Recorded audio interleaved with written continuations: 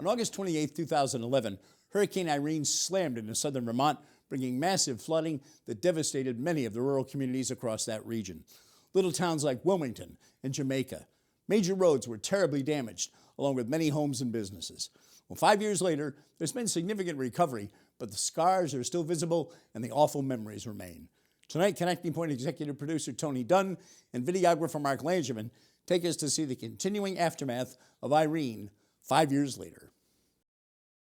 When Tropical Storm Irene hit, it was really our smaller towns, by and large, that were the most severely impacted. The damage was kind of focused in small areas. We had 4 homes that were washed completely away. They lost everything. And not far from them, people lost nothing. It was hard to imagine how recovery would ever take place. I mean, the devastation was really that large. We had our major roads just broken. You know, we couldn't get out. And we were cut off. I mean, there was times when they were flying supplies into Wardsboro, which is just over the hill from here, by helicopter, because there was no way to get anything else in. We were literally, the classic example in Vermont lore is you can't get there from here. Well, there was plenty of places you couldn't get there from here. And so people pretty much had to put it together for themselves. There was a tremendous amount of help that was coming in for people appropriately across southern Vermont directly after the flood. And I watched people come out of the woodwork to help out during Irene. Helping people who had lost their homes, who had lost their jobs. And that resource and that help came in fairly quickly.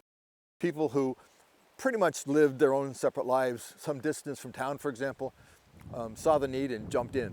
And then when the need receded, went back to their farms, their homes, and that sort of thing.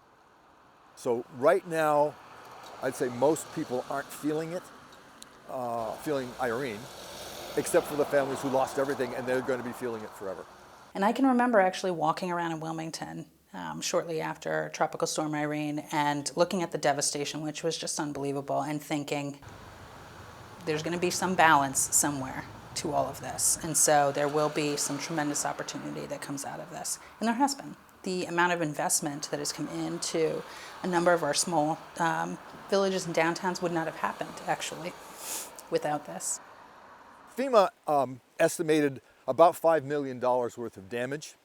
And this is to the town of Jamaica, which has approximately $500,000 a year road budget. So we were completely overwhelmed. For the most part, we've gotten, not all of it back, but a bunch of it, 3.5, maybe 4 million over the course of the last 5 years to redo things. Thinking about actually how our businesses would recover, how we would return the jobs that had been lost.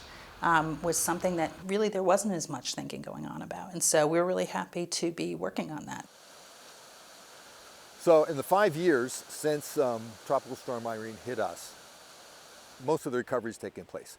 Last spring we put in the last bridge. Literally it took 4.5 years to get that bridge finished. I feel like things have recovered very well. I mean, it's really remarkable to sit in some of these towns.